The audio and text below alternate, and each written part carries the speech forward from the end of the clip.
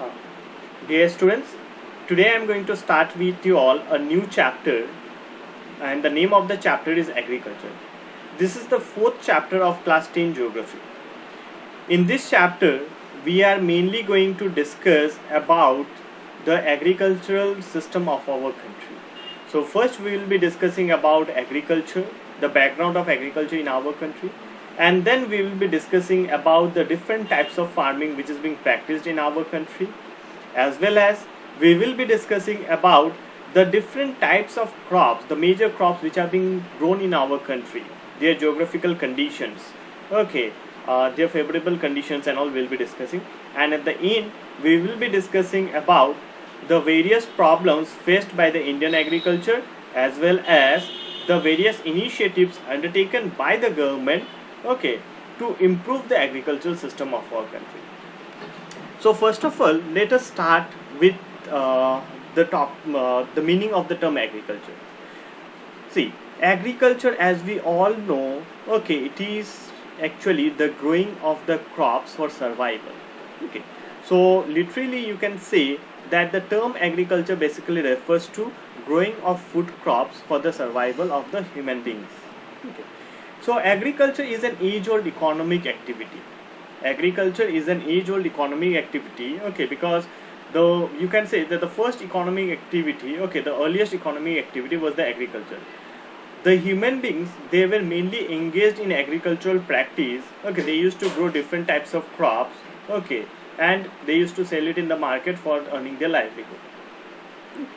So agriculture is an age-old economic activity, and our country, India, is an agriculturally economic country. Why? Because a major percentage of the people of our country, they are dependent on agriculture.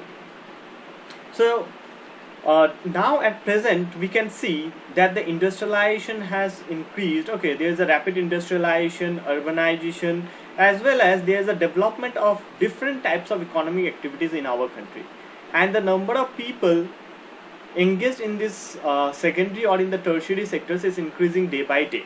Okay, but if you look back at our history, we will see that in our country, majority of the people, they were engaged in the agriculture, okay, in the earlier time.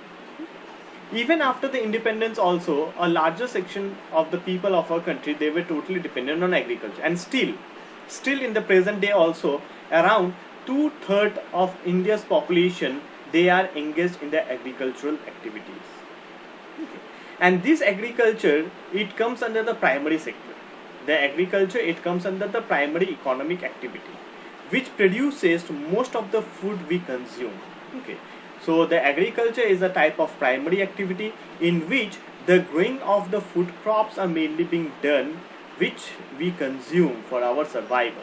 Okay, but besides the production, besides the growing of the food crops, there are also different types of crops which are being grown, okay, and these crops are being used as a raw material for the industries.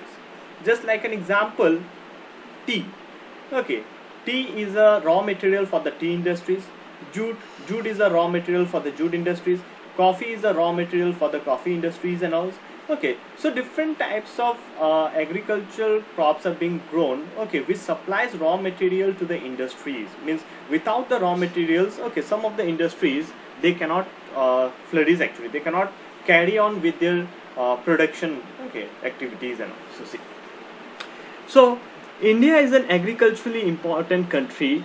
Okay, around two-thirds of India's population is engaged in the agricultural sector, and agriculture is one of the most important primary activity which is mainly engaged in growing of food crops. Okay. Besides food grains, it also produces the raw materials for the various industries, and moreover, some of the products like tea, coffee, spices are also exported. Okay, and even some of the agricultural products are also being exported to the other countries. Okay, like India is the leading nation in terms of export of tea, coffee, sugarcane, and sugar and all. Okay, so it is very much essential, it is very much important to know about the agricultural system of our country. Okay, and this is why we are going to discuss this chapter agriculture as a part of your class 10 syllabus. Okay. So we have already discussed about agriculture, the background of agriculture and the importance of agriculture. Now see, the agricultural system of our country can mainly be divided into different types. Okay, or you can say that different types of agriculture is being practiced in our country. Okay, so as agriculture is an age-old economic activity in our country, over this year, cultivation methods have changed significantly depending upon the characteristics of the physical environment, technological know-how, means technological knowledge, and the socio-cultural practices. And the farming varies from subsistence to commercial type. And at present, in different parts of our country, different types of farming systems are being practiced. Okay, so in the earlier period of human history, okay, agriculture was practiced using the traditional tools and the traditional knowledges. Okay, but with the passage of time, the pattern of the agricultural system also went on changing. Why? Because of change in the physical nature, because of change in the climatic conditions, as well as because of change in the technological knowledge. Okay, as well as because of change in the socio-cultural aspect of the human beings, the agricultural system has also went on changing. And at present, the people are engaged in commercial type of agriculture. Like in the earlier period of human history, the people, they were mainly engaged in subsistence agriculture. In subsistence agriculture, what used to happen, the people used to grow the crops for their own survival, and if any extra surplus amount of crops used to remain, they used to sell it, okay, in the market. But now in the present day, the people, they are engaged in commercial agricultural practice. They are growing the crops just for selling it in the market. Okay, so the entire system of agriculture has changed in our country over the period of time. Okay, and basically three different types of agricultural systems are being practiced in our country. That is the primitive subsistence farming, the intensive subsistence farming, and the commercial farming. See, subsistence farming. Subsistence farming is a type of farming where the farmers, they grow their crops for their own survival. Okay, so this subsistence farming can broadly be classified into two different categories. That is the primitive subsistence farming and the intensive subsistence farming. See, what is primitive subsistence farming? I am just providing you a brief information. Primitive subsistence farming is a method of farming where the farmers, they follow the traditional method of farming. Okay, where the farmers, they use the traditional tools, the family laborers and all. Okay, and they grow the crops on a small patch of land, basically, which is a cleared forest area. In intensive subsistence farming, because of increasing pressure of the population, the agricultural land has gone down. The size of the agricultural land has gone down. So the farmers, they are trying to grow as much crop as possible from the small parcel of land with the help of the chemical fertilizers, pesticides and all. Okay, and commercial farming is a type of farming where the farmers, they grow the crops, okay, for their you can say for selling it in the market, actually for profit, for business oriented actually. Okay, so these are the three major types of farming which is being practiced in our country: primitive subsistence farming, intensive subsistence farming, and the commercial farming. So today, now I am going to discuss with you all about the primitive subsistence farming in details. So we came to know about the background of Indian agriculture, about the meaning of agriculture, as well as about the types of farming. So we will be having a detailed discussion about the primitive subsistence farming which is being practiced in our country. Okay. So let us now have some information about the primitive subsistence farming. What is primitive? What does the term primitive mean? Subsistence, I have said you the meaning. Subsistence means for own survival. Okay, subsistence farming is a type of farming which is mainly being practiced for our own survival. And what does the term primitive means? Primitive means old, age old, ancient.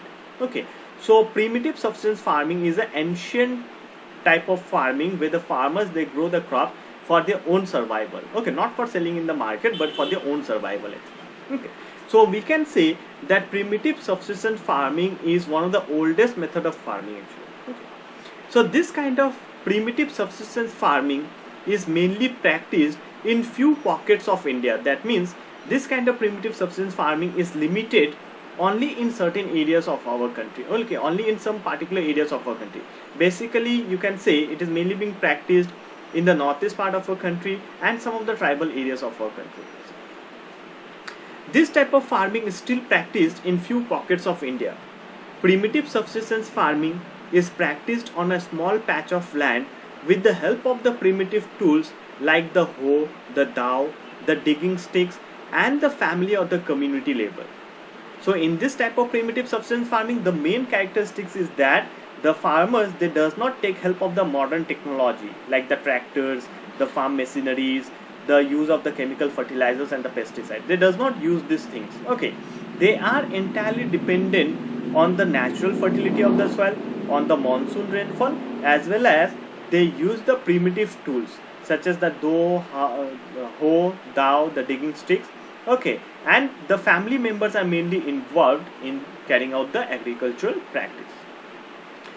This type of farming depends upon the monsoon rainfall, natural fertility of the soil, and suitability of the other environmental conditions to grow the crops. So in this kind of farming, okay, the modern technology, okay, is not being used. Everything is like the traditional methods, the natural fertility of the soils, okay, is mainly being are the main features of this type of farming. So one of the main drawback of this primitive subsistence farming in the present day is that because this in this kind of farming the farmers, they does not use the modern technology, and they does not take help of the chemical fertilizers, pesticides, and the irrigation facilities. So the output of the agriculture is very less. Okay, the output of the agriculture is very less. This kind of primitive subsistence farming is also known as the slash and burn agriculture. The primitive subsistence farming is also known as the slash and the burn agriculture. Why slash and burn agriculture? Because in this kind of farming, the people, they first cut down the forest. Okay, they first cut down the forest, clear down the forest, and they carry out with the agricultural activities. It's a slash and burn agriculture. The farmers clear a patch of land and produce cereals and other food crops to sustain their productivity, okay, to sustain their family. So the farmers, they basically clear a patch of land, okay, and they produce the cereals, that is the food grains, okay, like rice, wheat and all, okay, and also some vegetables are being grown to sustain their family. And when the soil fertility decreases, when the fertility of the soil decreases, the farmers, they shift and clear a fresh patch of land for cultivation. Okay. So when the natural fertility of the soil goes down after carrying out the agriculture for a few years, the farmers, they leave that particular land and they again move to another patch of land where they again cut down the forest, they carry on with the agricultural practice. So this type of farming, in this type of farming, what is happening? The farmers are shifting from one area to another to carry out the agricultural practice, isn't it? So that is why it is also known as the shifting cultivation. Okay, this is why it is also known as the shifting cultivation. This type of shifting allows nature to replenish the fertility of the soil through the natural processes. And in this type of farming, the farmers, after growing the crops for a few years on a same plot of land, they again go back to another plot of land. So the land, the plot of land which is left behind, it is left uncultivated for a few years, so that the fertility gets renewed, okay, naturally. Yeah. The land productivity in this agriculture is very low. Agricultural output is very less in this type of farming. So in this kind of farming, the agricultural productivity is very much low. Okay, that means the output, agricultural output is very much less. Why? Because the farmers, they are not using the chemical fertilizers. Okay, they are not taking help of the modern technology and all.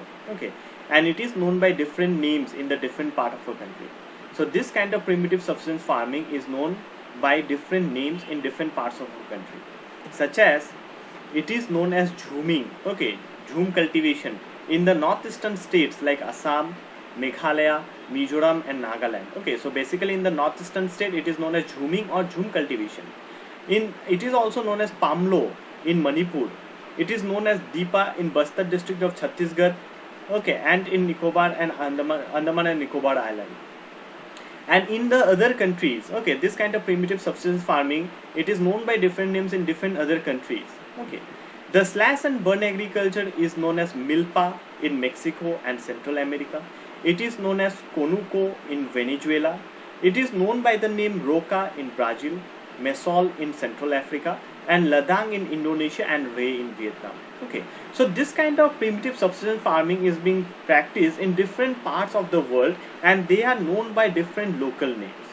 Okay, so in our country it is known as shifting cultivation or jhum cultivation.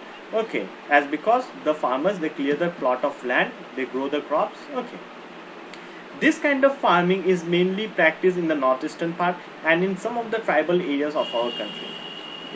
So this is what about the primitive subsistence farming, which is the one of the ancient method of farming. Okay, though this kind of primitive subsistence farming is less practiced in our country in the present day. Okay, and they are confined only in certain areas. Some of the drawbacks, okay, some of the negative impacts of this primitive subsistence farming is large scale deforestation.